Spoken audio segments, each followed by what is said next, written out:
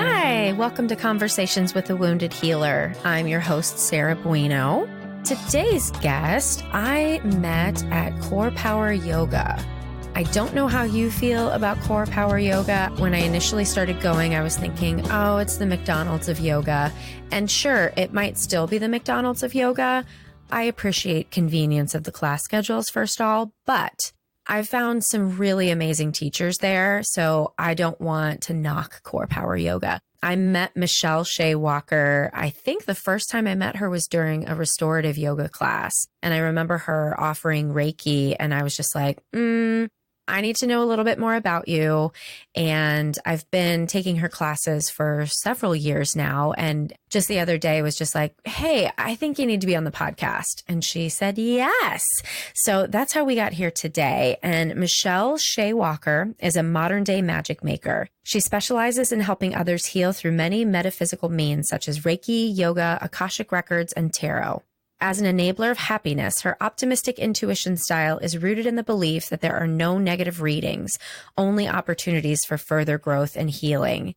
I love that she calls herself a modern day magic maker and talks about her optimistic intuition. She truly is just a ray of sunshine. There's just something bright about her. And I think you're going to hear that in this interview. So please enjoy my time with Michelle.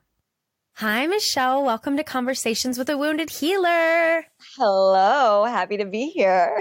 Yay. It's a Tuesday for us, though this comes out on a Wednesday. But how's your Tuesday? Going well. Tuesday's a little bit of a free day for me. I just have one class, so it's nice to brainstorm and get involved in the other things that I'm doing in my life. Fabulous. Well, do you want to start off by telling the listeners a little bit about who you are and what you do?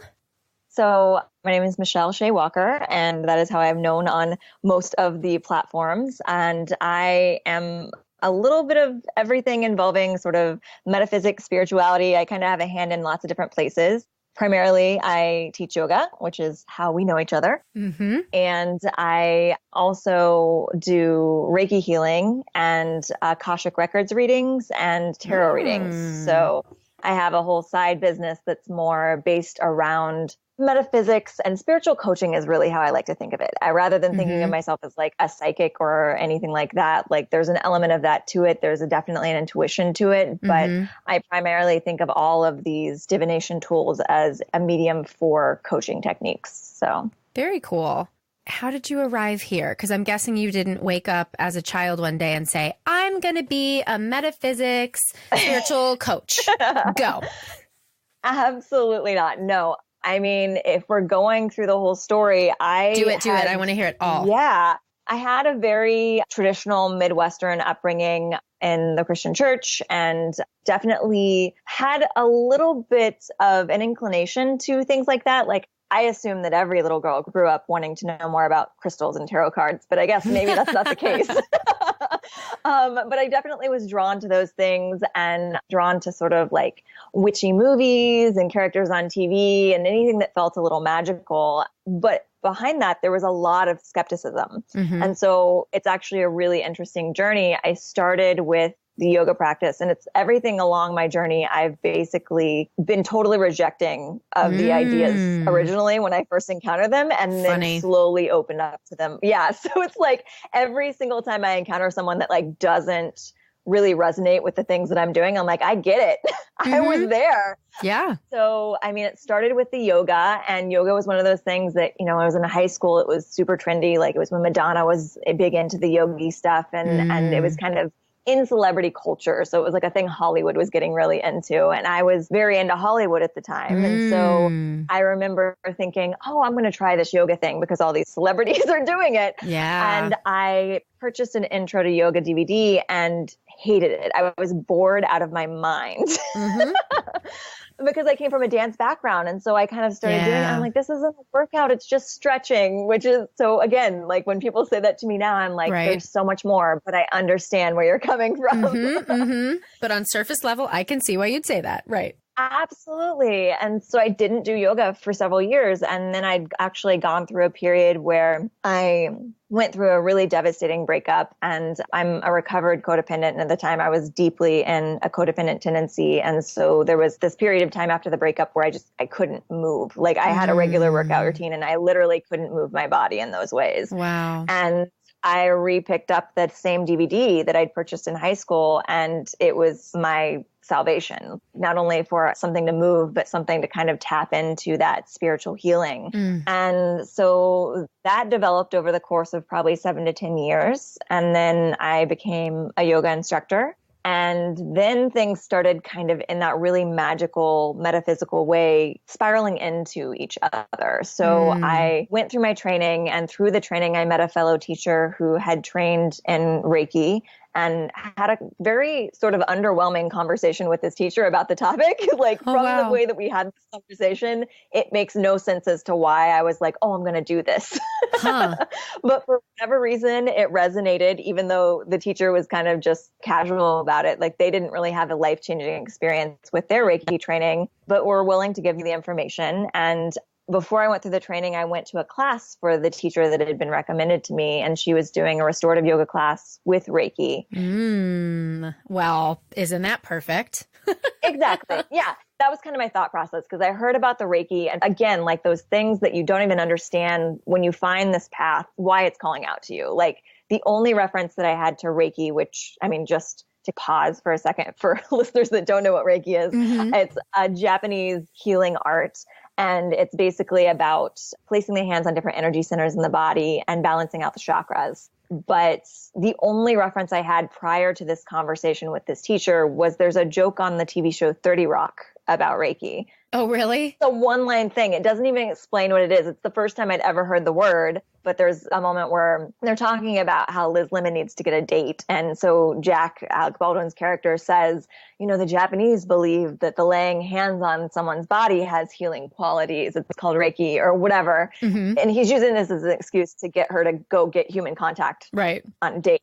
So like it has nothing to do with the actual practice of Reiki whatsoever. So through that, I went to a Reiki training and was incredibly skeptical of the whole process and still continued on through and was like, well, I'm just going to keep following this impulse. And then that ended up opening up a whole different awareness to my intuition. I realized that I was an empathic healer, and things from my childhood started to make sense. Emotional connections that I'd had were suddenly translated for me. So, I mean, that's a lot in one little origin story, but everything kind of leads to the next. So it was like yoga into the Reiki, and then Reiki into the intuition development. So that's the gist of it. So being a therapist, they don't train us about intuition at all. But absolutely, yes, it is about intuition, right? And like you have to do it to do your job. And I kind of experience the same thing as I get more into spiritual work. I recognize, oh, I developed this intuition because nobody in my family was saying what was reality, but I was feeling it all the time. And I knew that even though my mom was putting on a happy face and saying everything's fine, I knew it wasn't. And so when my parents did get a divorce, it's like, oh, that's what I was feeling. So I totally relate with that. Like looking back, finally, you know, in your 20s or 30s and being like,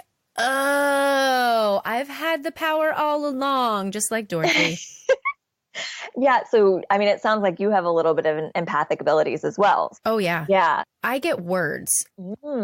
If somebody's talking to me and there's a moment of silence and I'm like, what are you feeling? How does that feel? The word will just come. And like literally the word pops in my head and then they say it. It's amazing. And it's not just like sad or happy, you know, it's like disgruntled. It's something very specific. How does it show up for you?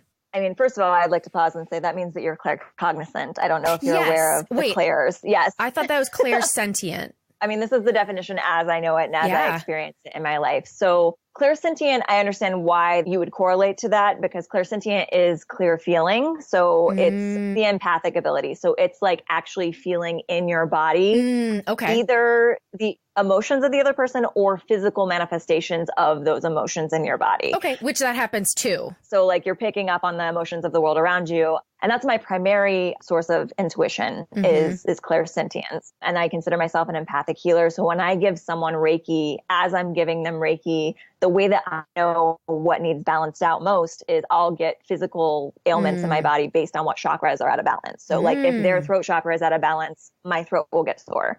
And so it follows from there. So it's like, I know that most of the time my sensations are not their sensations. Like it's not that they have a sore throat. It's correlating to the energy. Or alternately, I could get like super anxious around someone and I'll be like, why do I feel anxious? And I'll be like, oh, they feel anxious. And that was the thing that was probably the most interesting to try and correlate to my childhood, like retroactively. I mean, I'm an extroverted introvert, as they would call it. Yeah. And so I do like spending time alone. And I would find myself after big group events coming home and feeling not just drained from being around people, but like ill. Like I would have queasiness and sore throats and headaches, and just my whole body would ache after, especially like, I think the one that always sticks out in my memory is I went to Lollapalooza probably like 8-9 years ago or something like that. And so I was there all 3 days and surrounded by people and all of these emotions because there's all this music happening. And I would come home every night. And at the time I was with an extrovert. And so he thrived on all of that. And I would come home just so depleted, but not just depleted, but feeling ill. And so I thought it was just a symptom of being an introvert and not wanting to be around people. And now I recognize that it's actually something that I can shield myself from the energy of others and maintain a relatively stable vibe if I'm going to be in those big group settings. But it's very valuable on a one-on-one basis when it comes to healing. I just wanted to interrupt because I literally had this conversation with a friend last week, and he is not anyway associated with the healing arts. And he was like, have you heard of this empath thing before? He's like, I feel sick at certain times. And I'm like, yeah, honey, this is a thing. And this is your intuition. And he's like, what do I do about that? I'm like, go get Reiki. I literally bought him a Reiki certificate 2 years ago and he never used it. I'm like, get Reiki, start the process.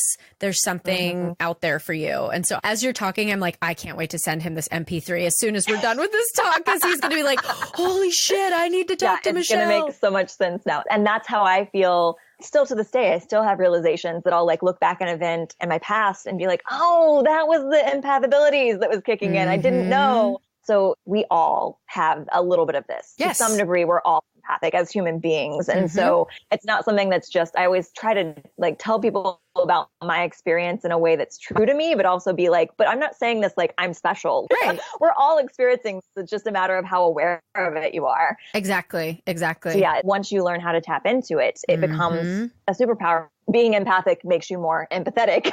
Right. Because you really do start to feel, when you know how to translate it, you know what the experience of the person that's sitting across from you or in the room with you feels like. And you can start to use those techniques to help them find their way to healing.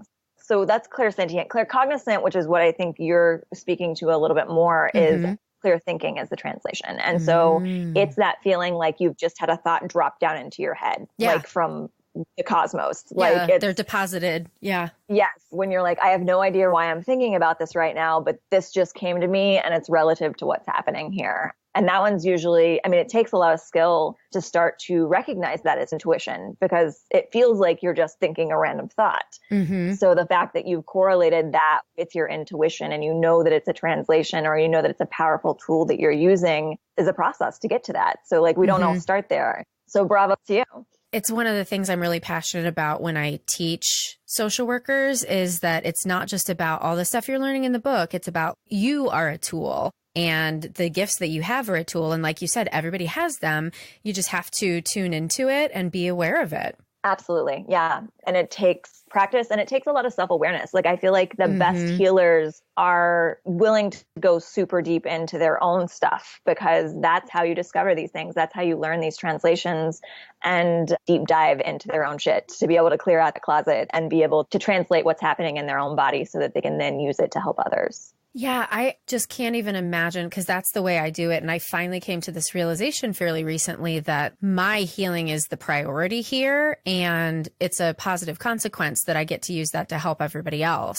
I can't even imagine that there is a way you could be a skilled healer without knowing that, knowing the pain. Occasionally I get stories of people that have had Reiki with other healers prior to coming to me, and it didn't, for whatever reason, resonate with them, or they had an experience that wasn't what they were expecting or is different from what they experienced with me. And first of all, I'm of the mindset that nothing happens on accident. Like I've had people meet me and say, oh, I'm going to go to this healer instead. And then end up sometimes coming back to me and being like, oh, I should have come to you first. And I was like, no, if you would have come to me first, you wouldn't have appreciated it. Like there would have been something that was off about the experience. Yeah. So I never think that there's any accident about someone going to a healer that doesn't resonate. It's ultimately part of the whole picture. But oftentimes the stories that I hear when healers sort of misinterpret or get the messages wrong, it sounds like a lot of projection. And so I feel like as healers, the most important thing is being able to clean up your stuff so that you're not projecting it onto someone else. So that's ultimately what it comes down to. Yeah. And that's what we talk about as therapists, is being able to, like, to truly be empathetic, you have to take your story off in order to take somebody else's on and to understand that. I love this fucking podcast because I get to have these sorts of conversations and realize just how similar so many of these professions are. Like I've talked to teachers and how it's so similar. You know what? I've even talked to sex workers about how similar it is, our professions. So we are all equal. Absolutely. Yeah. I've often had like little tangents in my brain where I'm like, how amazing would it be if I decided to become a stripper as a Reiki healer and I could give lap dances with Reiki? Because it's like all of this contact, all of these interactions, especially with one-on-one situations, regardless of what it is, has the potential to heal. And so it's just about how we use those in the proper way. And again, coming back to what you said about like being conscious of your own healing, I have a mantra that I've been using for the past like year or so, which is in order to be the best at everything that I want to be and show up for the world in the way I want to do, I have to be radically selfish. Yeah. Like I have to be able to not only make my self-care and my healing a priority, but also by doing that, by tapping into the things that I'm learning, that's how I teach the people that show up. I believe that we all attract the clients, the patients, whatever, that are going through the similar vibrations that we are. And so if I'm not dealing with what I'm going through, I can't properly guide them through what they're going through, because that's the reason that we connected, is because we're having a similar experience. Oh, I totally believe that. I think I've said on here a million times that I might be discussing something with my therapist one day and then 2 days later be on the other side of the couch and being like, yeah, I just had this conversation with my therapist and here's what I learned, you know? And I think, I don't know what I think. There's a lot that I think, but I'm just so excited to have this conversation. To kind of pull that into the other stuff that I do with the tarot, people are always like, oh, well, how does it work? I do tarot card readings on YouTube. And so that's a massive reading for people that like aren't even in the room with me. And again, I come from a place of being a skeptic. And so I understand the skepticism, but it's by recognizing, by being a yoga teacher and a healer, that there are similar vibrations that are happening within the world at any given time. And astrology is the same concept of like, at this given time, we're all experiencing this energy. It may not be showing up for all of us in the same way, but this is what we are experiencing. And that's how I'm able to do something like a YouTube tarot card reading and trust that everyone who's watching it is going to find some sort of resonance with it, because ultimately, like we have experience with coaching people, you have people coming in and you're like, oh my gosh, I just talked about this same topic. So like we're all experiencing similar things on a similar timeline. And it's just a matter of trying to find the core root lesson so that we can all apply it to our vastly different situations. They're all really about the same core.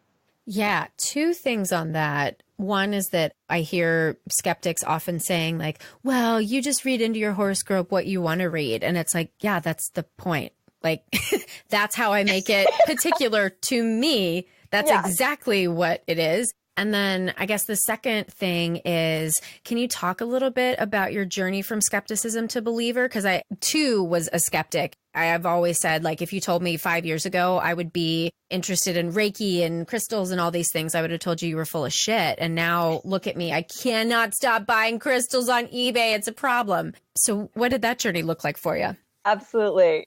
So essentially, like I said, there were always little like signs that I was going to be into this. Like I was always into fantasy films, and like anything that had sort of like an otherworldly resonance to it was my favorite stuff growing up. But then there was always this deep skepticism, which ultimately, when I went through my first Reiki training, I now know as rooted in my solar plexus. So the power center, the energy center, that's all about our confidence. whenever I went through my own Reiki training. And so there's a lot of healing happening there. So ultimately the skepticism was coming from a lack of confidence. So there was essentially something within me that knew that I believed these things, knew that I found resonance, but didn't feel confident enough to not be a skeptic, because what if someone else didn't agree with that? But yeah, the signs of the skepticism are just so hilarious, because like I mentioned, at first I went to that Reiki restore class with what would soon become my Reiki teacher. And at the beginning of the class, she had mentioned something that I tell most of my clients when they come in for a session. You know, everyone's Reiki experience is different. Everyone feels more relaxed afterwards, but like depending on how open you are to the energy, some people will see visions or colors, and some people just have a nice chill time, and some people go to sleep. So it's like everyone gets relaxed, but the experience as a whole is different based on your own awareness and your own ability to open up to that energy. And so I remember my first experience ever with Reiki. I'd never had anyone give me Reiki. And I remember thinking, oh yeah, I felt a little more relaxed, but it was just like a relaxing tingling, like having like a warm bath or a good massage or something like that. It wasn't anything major. And then I was in the elevator leaving the building with 3 girls that came together that I did not know, that were chatting amongst themselves about the experience. And I remember one of the girls turned to the other one and they're like, she saw colors. And I'm in the back of the elevator rolling my eyes like, there's no fucking way she saw colors. Wow. Like, I'm so skeptical, because again, like solar plexus experience of like, I didn't experience it, so you can't experience it. And if other people aren't experiencing something that I'm experiencing, then I'm not validated. And so there's this whole mess of stuff that was coming up with that. So that happened. And then it was so crazy, because then within like a couple months I was doing the Reiki training. And then it was interesting because I went through a whole, again, solar plexus cleanse during that process. So there was a bunch of insecurities that came up, but essentially it was like just one step at a time, like through the process of doing my own healing and finding myself seeing visions that I would encounter like months later, or saying something to someone that came to me to heal that felt very off the cuff and vague to me, but had deep resonance for them. Like it was basically like a slow opening to, oh, this is really working. So Reiki has 4 different training levels. And level 2, you learn how to send distance Reiki. So I can sit in my apartment and send Reiki across the country to a client, which I have several times. And again, the skeptic totally came out when I went to that training and they said that we were going to learn how to send it long distance. I was like, no, like I get it. Hugs are powerful. Touching people are powerful. I can understand how that would shift energy. But I was like, I really highly doubt that I can send it even across the room, let alone across the country. And through that training, I was able to be on the receiving end of other people sending me distance Reiki. And so it was only through my own experience of being like, oh, I definitely felt that, that I was able to be like, oh no, this works. And so through experiencing things like that, if I wanted to go real deep into some research, and if I was a very scientific mind, I could probably explain bits and pieces of it, especially if it was like physicist or metaphysicist or something like that. Like I could probably find ways to explain things, but ultimately it comes down to, I always believe, whether it's coming from metaphysical experiences or even something as simple as like shifting your diet, that you are your best laboratory. So like you can read all the experiences that you want and all of the research that you want, but ultimately what you experience in your body is going to be the best research that you're ever going to do. And so it's like, if it resonates for me, if I feel it working in my body, then I believe that it's now working and that I can trust it from now on because I've experienced it for myself. And we honestly, as a culture, we're just a bunch of brains walking around that aren't feeling a lot of things. And so this is me. I'm going to be a jerk if you're a non-believer and say that it might be you. Because we all do have bodies and energy is real. We know emotions are energy, you know, all these sorts of things. And acupuncture's been a thing that works. So I think if people don't resonate with it, this is my codependent problem, is that I think I have all the right answers. And if everyone would just listen to me, the world would be a better place. So I think I might have a little bit of that too. But. I know, right? I know. And I try to let go as much as I can. What I do with my clients is just an invitation, right? It's an invitation to try something different because this is a thing that has been proven to work. And there are physicists and metaphysicists like figuring out why it works. That's what quantum physics is, right? And so, yes, if you want to read all of it and you want to understand it with your prefrontal cortex, great. But what I often say to people is I just want to slap your brain right out of your head because it's really not helpful for what I'm trying to do with you. I don't want your brain. Yeah. Your body, your experience, The shifts that you're feeling in your being are going to be so much more. And honestly, like there are so many people out there that can understand things with their brain that don't feel great in their body. So like just because you have all of the knowledge in the world downloaded doesn't mean that you're living your best life. So it's like, how do things feel? How do things resonate? How do you feel on an emotional and even physical level when you experience certain things? And that's how your body can tell you if it's good or bad for you. I still have the desire to know why and how it works. I remember the first time I got Reiki, I saw colors. And so I was blown away and I kept wanting to recreate the experience. So I would go to this healer and that healer and be like, okay, I want to see the colors now. I saw a green triangle floating around. What does that mean? Like I wanted an exact answer, and it took so long, and not until I did my own training, and probably not until level 3, that I was like, oh, the mind and body are one and there is no meaning and it's just like whatever. Like I finally just dropped into the peace of not knowing. Yeah. I mean, I also think that the knowing comes when you need it. Like there are some things that come up, particularly in a Reiki session, that you don't necessarily need to know the meaning of everything. Like, because if we knew the meaning of everything that was going on in our energy, we would be overwhelmed with the to-do list or whatever it is that we thought that we needed to do. And so that was something that I had to come to as a healer as well, because I always give what I call an energy recap at the end of my sessions. And not all healers that. Some healers just treat it like a massage. Like you've gotten your healing and you're sent on your way. But again, like I'm the same way. Like I like to understand things. I like to kind of break things down. But I had to learn over the course of several different sessions and several different recaps that I don't need to share everything that's coming through, because if I were to share everything that's coming through, people are trying so hard to make sure that they do everything right and they fix whatever they can fix. They're going to forget the important stuff if I tell them the slightly less meaningful stuff. I mean, first of all, when you do a healing session, you're dealing with several different layers of things. You're dealing with chronic stuff that's happening in someone's energy. And you're also dealing with just like the very, very, very surface stuff that could be what they had in a conversation earlier that day. I would much rather focus on the bigger stuff rather than like, oh, your throat chakra was just a little clogged because you probably had a tiff with your partner earlier today. If you tell someone everything, and myself included, if someone were to tell me everything that was going on in my energy, my brain would explode trying to like make a to-do list of things that I needed to work on. I think with all healing, it's sort of like the triage experience. Like you're going in and like, what needs the most attention? What is the most vital, most pressing issue? And let's focus on that and maybe layer a couple other things on top of that. But ultimately, like you don't want to overwhelm someone with all of the knowledge and all of the symbolism. And sometimes as healers, I think that even translating it, we don't get to know what everything was because it's just not important. It doesn't matter. At this moment, it doesn't matter. Maybe we'll get to it later, but maybe right now you don't need to know what green triangles mean. Right. Exactly. Yeah.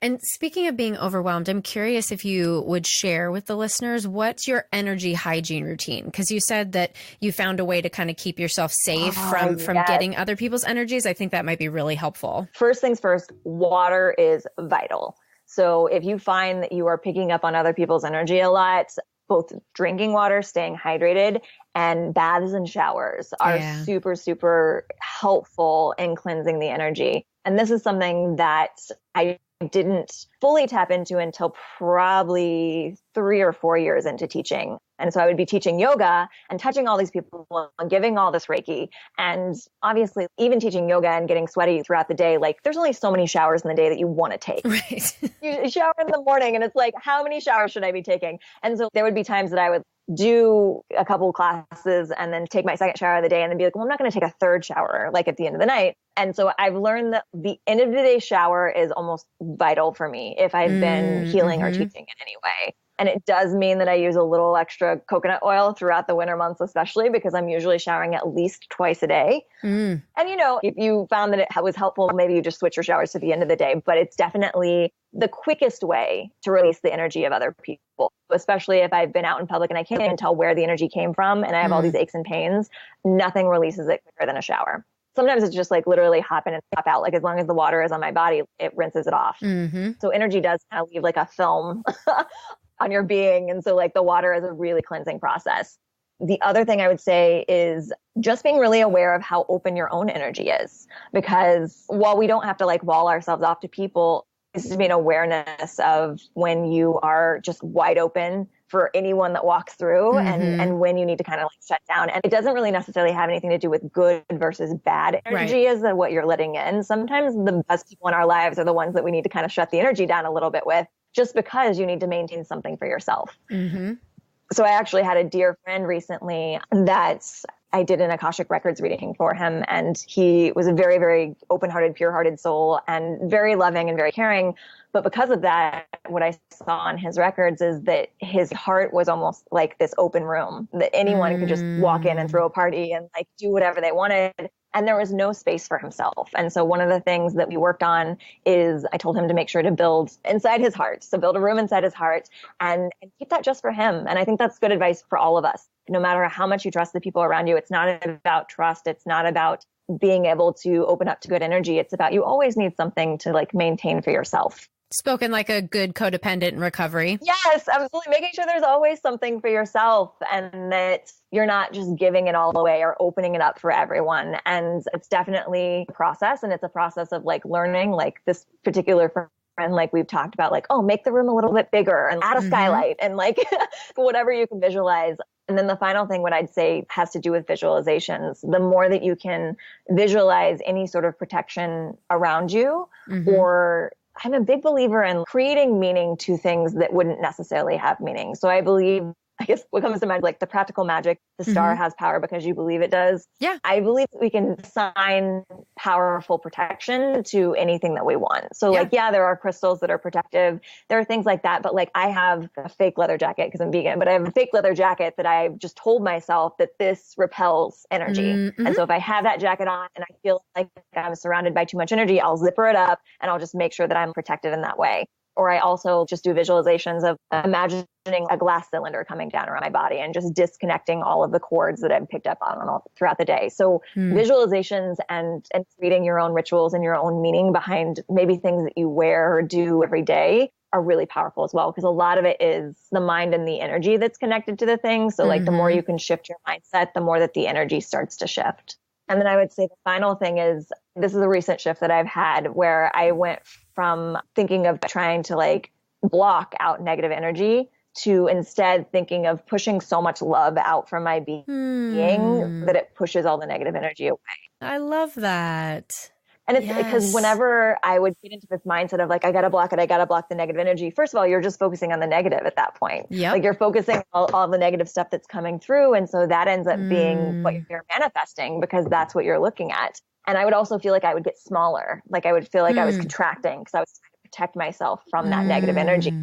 And so instead it's like, no, just develop so much good vibes and so much love and your energy that you just sort of give yourself like a Glinda the Good Witch bubble around your body. Yeah. Oh, I'm going to steal that. I love it. You should.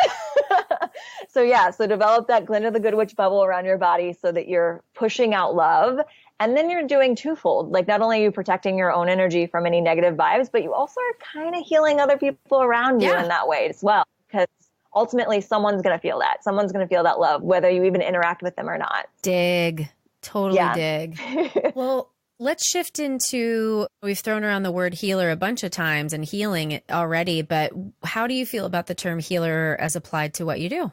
I think it's fitting on all fronts because, again, I like to look at everything that I do, the yoga, the Reiki, the readings, both tarot and Akashic, as coaching tools. And I came from a background prior to becoming a yoga teacher. I was a holistic health coach. And when I got bored with those methods and I started looking more into the spirit, it's like essentially everything is the same thing. It's all just coaching tools. Oh, yeah. So yes, it's all healing. I've spoken for myself. Going through my own heartbreak, yoga was immensely healing for me. And so I try to cultivate that in my classrooms. And I think of my life as before and after Reiki. There was such a shift in my energy based on that modality that like, there's no way that I could not think of that as a healing balm. And then tarot, again, is I think anything that's coaching you in the right direction is going to be healing. Anything that's helping you to find a different perspective on the path that you're currently on and the circumstance you currently find yourself in is ultimately going to help you to not only heal, but grow and expand, because that's ultimately why we're here. I'm so glad to hear you say that, because I've done enough of these interviews now where so many people push the word away. And I'm trying to figure out exactly what that is. But a lot of what people will say is, no, I'm not a healer. I'm just a conduit, or I'm a vessel, or I'm a person holding space for the healing. And that's what I mean when I say I'm a healer too. So it's just, there's something specific in there in the way that we're translating it that I really wish we could all open up to being like, yeah, I'm a fucking healer, because I think ownership of that is important. It is. Yeah. And I think that especially when it comes to the spiritual community, we tend to have this sense of needing to humble or get rid of the ego or something like that. And so I think sometimes, unfortunately, that translates to not taking credit for the things that we are doing. Because even if you are just a vessel for healing energy, which ultimately they say Reiki, we're just channeling universal Reiki healing, that's still something worth taking credit for. There's an immense amount of work that goes into being a vessel. And so even if you feel like the ultimate source of the healing is coming from another area, you're a vital portion of that healing. Yeah. So I think even as being a channel or being a conduit or holding space, you are still a healer, because you're still ultimately participating in the healing of yourself and others. But again, I also believe that semantics is fluid. So like whatever makes you feel comfortable is comfortable. But my personal viewpoint and definition would be like, own that power. Even if it's not coming from you, like stake that claim and be like, yes, I am creating this change and I am doing important things in the world. And without me, that process wouldn't be happening. You just made me think, I wonder if my pushback kind of comes from, I grew up in a Christian household as well, where to be meek and to be humble was treasured. But my mom's interpretation of humility was to be a doormat and to put everyone else before her at all costs, like talk about codependent. And seeing that, it made me angry, because even though she was saying that these things made her happy, they didn't. They killed her. She got cancer and died at 62. I truly believe she died of codependency, because she never, ever got her own needs met. And I think I have anger at her for not asking to get her needs met. And so I think when I hear, especially women, not being willing to step into that power, I think I'm like defensive, like, no, you motherfucker, you are a healer. And I want you to feel that way. And I want us all to be able to, like, because it's not ego to say, this is what I'm good at. My example that my husband, if he were looking at me right now, he'd be shaking his head like, do not tell people this. But I think I've said this before on the podcast. I'm a really fucking good singer. And that is the one thing in my life that I've been able to say, like, I don't feel a need to sugarcoat it. I don't feel a need to apologize for it. I'm really good.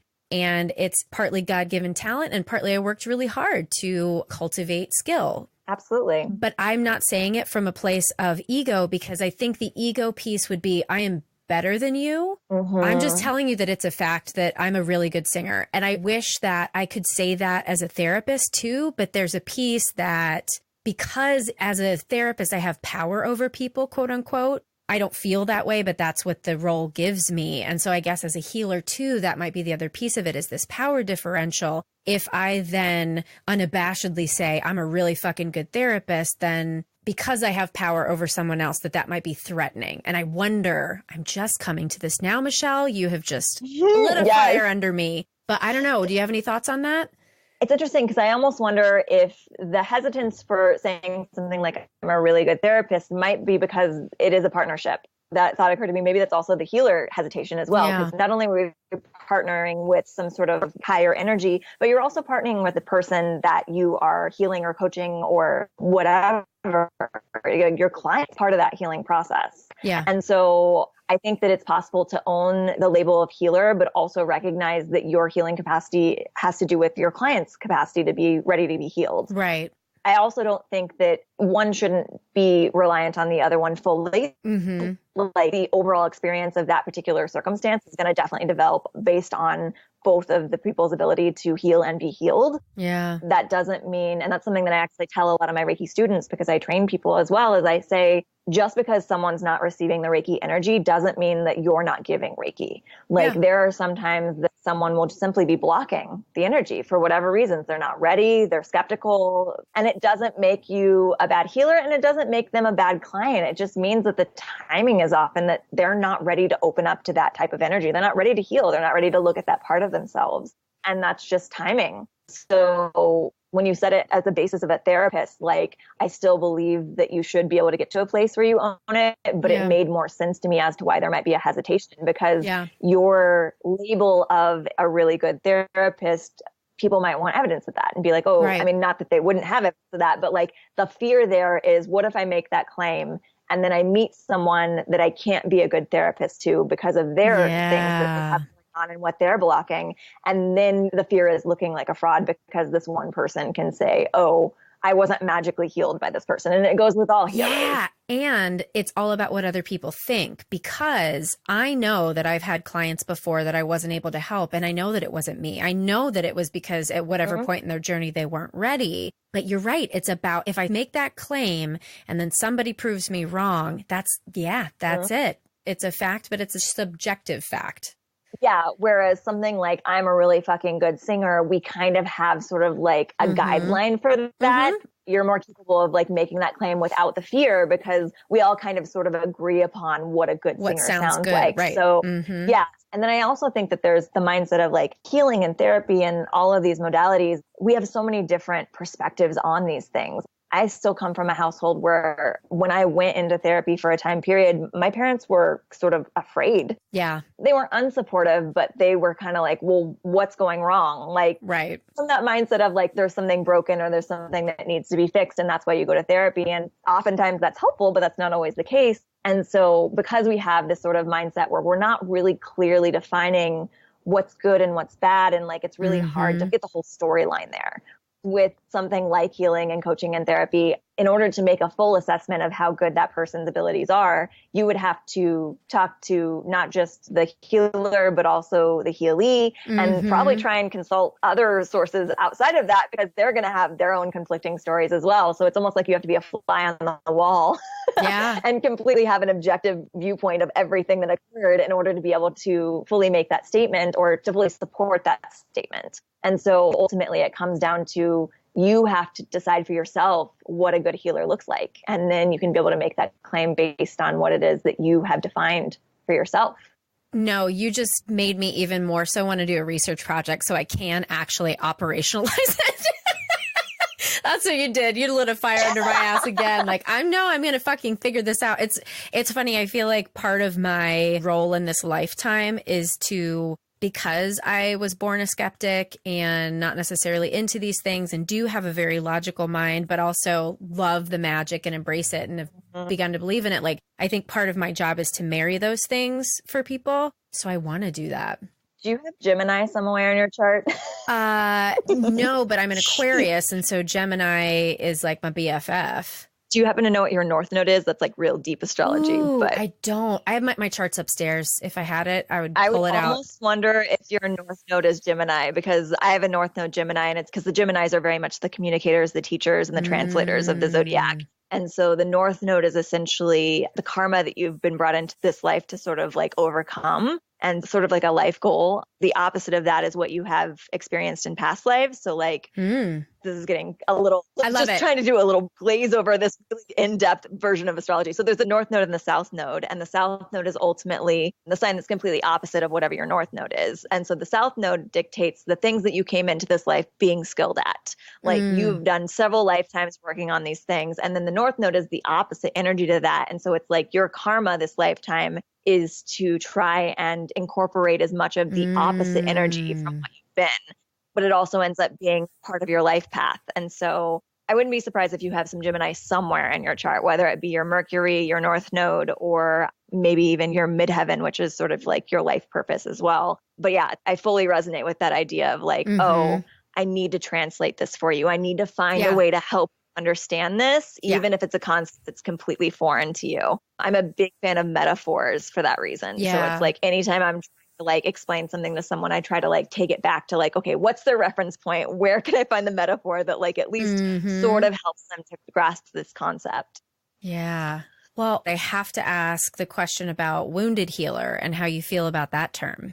I mean, I think that we're all wounded healers. I think that in order to be a good healer, you have your own wounds that you've already worked to heal. And we kind of, without even talking about the concept. That's true. Yeah. Yeah. We talked about it earlier with like, you have to be able to, first of all, recognize your wounds, because if you're not recognizing your wounds, you're going to be projecting those wounds all over the people that you're trying to heal in a way that's not necessarily clear or not necessarily healthy. And ultimately, it's our wounds that make us these more in-depth and spiritually awakened creatures, because it's only through searching to heal those wounds that we become so involved in these different aspects of things and so aware of our own selves, and then therefore aware of humanity as a whole, because the more you dissect yourself, the more you become that radically selfish person that's always examining how you're working within the world, the more you recognize how other people work in the world as well. And so I think that the two terms don't necessarily have to be stated together, but they're always going to be found together. Yeah. I love that. Yeah. Is there, I mean, we talked about a lot of shit. Is there anything that we didn't talk about that you want to make sure that you say today? I mean, ultimately, I think that anytime that anyone's searching for any sort of healing, first, make sure that you have absolute resonance with the person that you're seeking the healing from, because there is a healer out there for everyone. As we talked about earlier, we're going through the same things that our clients are going through. And so not all healers are created equal. And that doesn't mean that any healer is better or worse than the other. It just means that there are healers that are out there specifically for you. And then there are healers that are out there for other people. And if you try to rush the process, or if you try to go to the healer that everyone you know has gone to, or like the celebrities have all gone to, they may not have a resonance for you, and they may not have as much to offer you as the person that you just kind of sit down with and you're like, I feel something when we connect, and like, this feels right. Like, you have to trust your instincts when it comes to that. And then through that process, you also have to trust yourself. Essentially, the process of trusting your instincts and finding your healer is going to help you to trust your healer, because you're going to see things mirrored back at you from your healer that you have in yourself. The whole process of trusting yourself, trusting them, and then also letting your trust in them embellish and enliven and strengthen your trust in yourself. So I think that that's really, really important, is finding that resonance and looking at everything as a tool, and looking at it as everything as an opportunity for growth. One of my favorite things to say about the tarot is there are no negative cards. There's only opportunities for growth. Yeah. Because even when you're going through the darkest part of your life, it's offering you something to heal, something to grow, something to become more of the person that you were put on this planet to be. And so if we stop looking at negative experiences, negative predictions, and negative things as something that's like the end of the world, they're actually opening up an entirely new world to us. It's kind of like in tarot, the death card is never really about death. It's about rebirth. And so it's like, even the most negative thing that we can possibly think about occurring in our life is ultimately about a rebirth and a restart and a fresh new energy, and moving more and more towards whatever it is that we're here to do. Amen. But yeah, I totally agree with all of that. Oh my God, this has been so fun. And I'm totally going to need you to read my Akashic records. So I will make an appointment very soon. Absolutely. And I do a whole thing where I can do a combination of all three too. What? A little bit of Reiki. It's whatever Reiki that you need. So it's like a distance Reiki for usually about 15 minutes. So I just get the gist and kind of smooth some things over. And then after that, we talk on a phone or Skype, and essentially all of my talents are open. So it's like I open the records, I get out the tarot cards, and anything that needs to be answered, get answered. Wow. Yeah. Okay. I'm ready in 5 minutes. Just kidding. That's good. So if people wanted to schedule sessions with you, where do they find you? They go to michelleshewalker.com, and that's Shea like shea butter, SHEA. And then they can also follow me on Instagram at Michelle Shea, also Shea like shea butter, because that's a lot of times where I announce most of my sales or events or anything like that that might be happening that I haven't had time to promote on the website. Amazing. You're so amazing. Thank you so much for this. Thank you. This was really fun. I appreciate the opportunity to talk about all this, because it's not often I get to deep dive into my experience. Well, anytime if you're like, I need to deep dive, I'm your girl. Sounds awesome.